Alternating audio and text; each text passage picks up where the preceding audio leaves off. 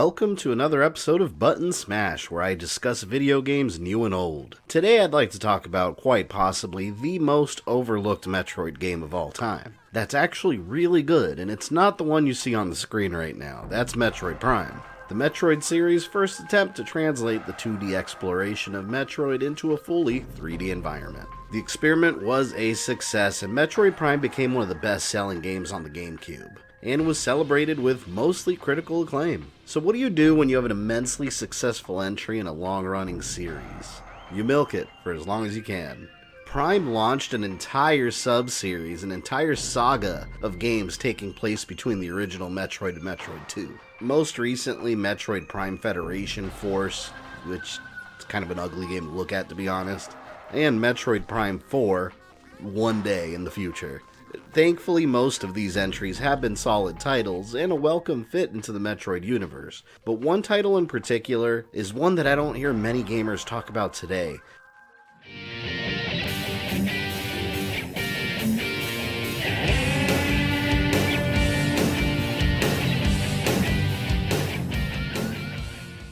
The most overlooked Metroid title is Metroid Prime Pinball. Now, this wasn't Nintendo's first foray into the world of pinball. There's been plenty of pinball games on Nintendo consoles, even using Nintendo themes, like Pokemon Pinball for the Game Boy Color, Mario Pinball Land for the Game Boy Advance, but neither of these were adaptations of specific entries of the Pokemon or Mario series, just themed after Pokemon and Mario. Metroid Prime Pinball wasn't just a simple Metroid theme applied to a pinball game, it was an adaptation specifically of Metroid Prime. The same areas you visit in Prime, specific boss fights, mission objectives. This is Metroid Prime packaged in pinball form. As a child of the late 80s, early 90s, arcade gaming became and always will be my favorite form of gaming. Nothing can ever beat the background noise in the arcade and lights coming off the monitors in a dark, neon-lit arcade. And no true arcade is complete without pinball machines. You gotta have some pinball machines there. I adore pinball machines. There's something so satisfying about the clang and clangs of the ball bouncing around,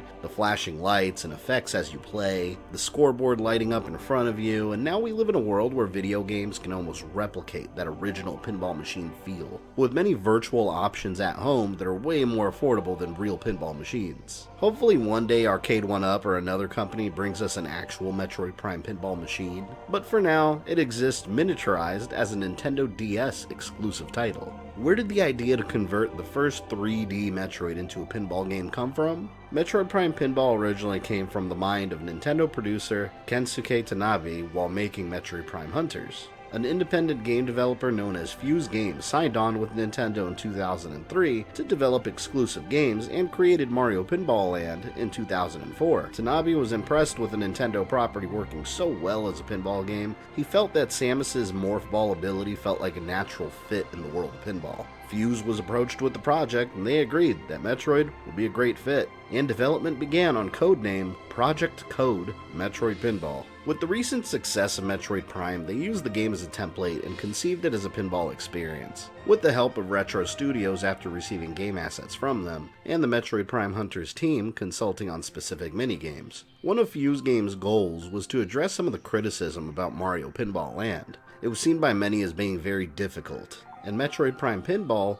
was developed as a much more beginner-friendly game, and it definitely is. The difficulty barrier here is pretty low, but it works. It makes the entire game a much more relaxed experience that you can pick up on the go and enjoy without stressing out too much. The game released in North America on October 24th, 2005, and came bundled with the Nintendo DS Rumble Pack, the first time the accessory was made available for the console. Overall reviews were mostly positive, but overall sales were fairly unimpressive. During its first month on sale in the US, it only sold just over 6,000 copies, and in Japan during its first week it sold practically nothing, eventually reporting lifetime sales of just over 15,000. I don't find those numbers too surprising considering that it likely only appealed to pinball fans, which was already a very niche category at the time. The amount of work that went into creating Metroid Prime Pinball was impressive, and it was a shame that it sold so low. Besides the inclusion of a rumble pack, it also used all the same basic mechanics that you'd find in a real pinball machine. And similar to how a real pinball machine you can shake, you can even nudge Samus's movement a bit by nudging the touchscreen with your finger. One aspect of being on the Nintendo DS did make the game a bit harder to play than a standard pinball game, but Fuse Games actually came up with a clever solution for it. The Nintendo DS, as everybody knows, has two screens. Many games treat those two screens as one big screen. Well, that gap in the middle between the two screens, for these games, is considered a dead zone.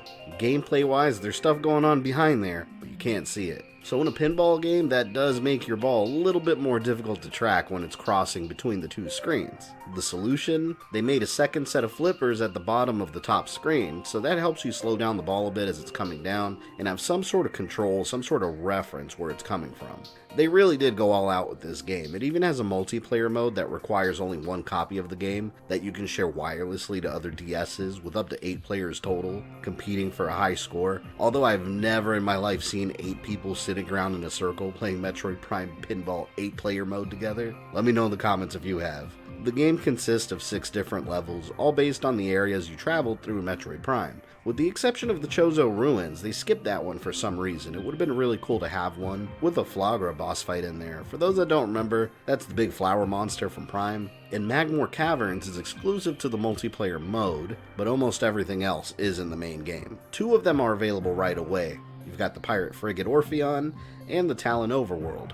As more tables unlock, you access the snowy Phendrana Drifts, where you have a boss fight against Thardus, the big living rock creature, and the bosses are all fought as you'd expect in a pinball game. You hit the ball with the flipper, the boss takes damage until it dies. It's a ton of fun. Now, it doesn't have all the same gameplay elements of Metroid Prime. You don't get all the extra visors and suit upgrades that Samus normally gets, but you do have the added attachments like missiles and super bombs that you can use during the mini-games and bosses too, if you have the ability to stand up and shoot, of course. And in the Phazon Mines, you also fight the Omega Pirate. The entire goal of the game is taken right out of the actual Metroid Prime. Your mission is to travel around Talon 4 and collect 12 Chozo artifacts that unlock the entrance to the Impact Crater. You get those by beating bosses and by accomplishing mini-games found throughout the stages, which are really fun to play. Each stage is its own set of games like Shriekbat Shootout, where Shriekbats come flying at Samus and you have to shoot them all down as you kind of rotate left and right. Metroid Mania, where the Metroids are floating around everywhere and you have to destroy them in ball form. If you win a minigame, you get an artifact, and when you get all 12 artifacts, you get access to the 5th table, the Artifact Temple. Earlier I did say the game was definitely on the easier side, but I did find quite a challenge in the Artifact Temple. They throw 6 balls on the table at the same time, and it can get chaotic and easy to lose them, since Meta Ridley is flying around at the same time dropping bombs that can blow them up. Pretty easy to die here. The goal on this table, since you have all 12 artifacts already, is to hit 12 different targets that open up a teleporter in the middle of the table that take you to the final table, the Impact Crater.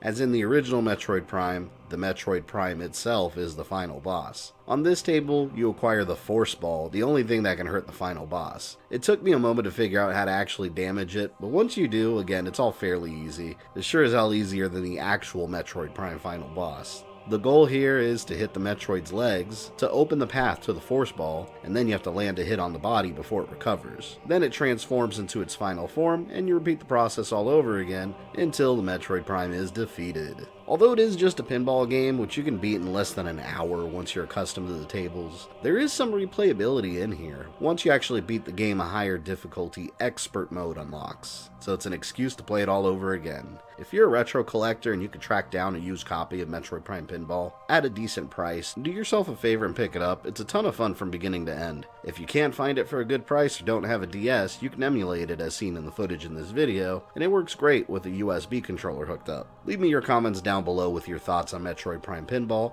Have you played it? And what other pinball games do you enjoy? Catch you guys later.